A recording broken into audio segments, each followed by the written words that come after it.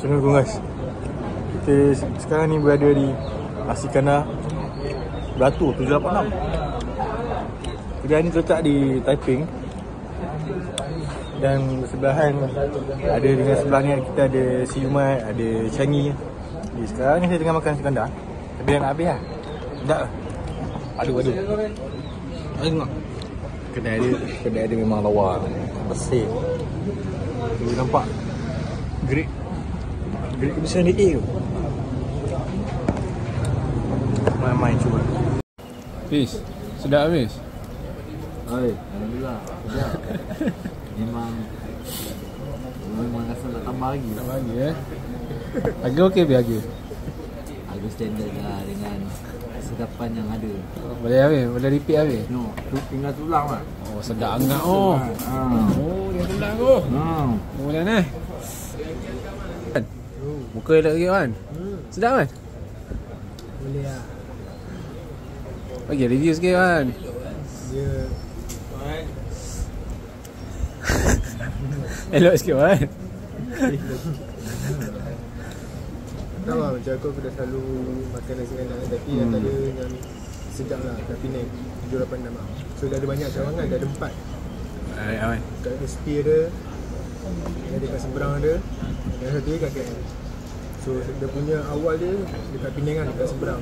So seberang tu ada rasa sikit lah beza dia, memang lah dia takkan sama kan. Sebab selalu yang pertama tu yang paling sedap tu lah. Yang paling piau tu tak lah. piau kan? Pergi Penang kan? Okey, Mal. Okay guys. Hai. Makan ayam bawang. Harga tengok belakang. Sedap lah. Kuah madu. Ni kena ada. Manis. Ini lah memang favourite lah ni. So guys, nasi kandar padu beratur. Padu beratur kan? Nasi kandar beratur. Saya nak jadi padu babe sebenarnya. So untuk review nasi kandar ni, apa yang saya boleh cakap, dia nasi kandar ni sedap.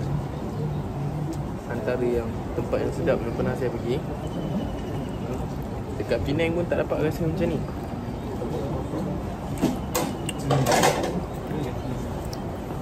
Dia punya kuah elok.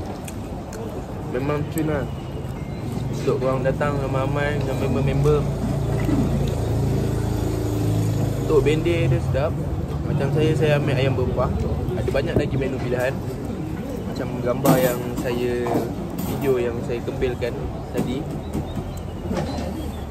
Saya ambil dia punya basicnya, kuah campur bende, ayam berkuah. Padu.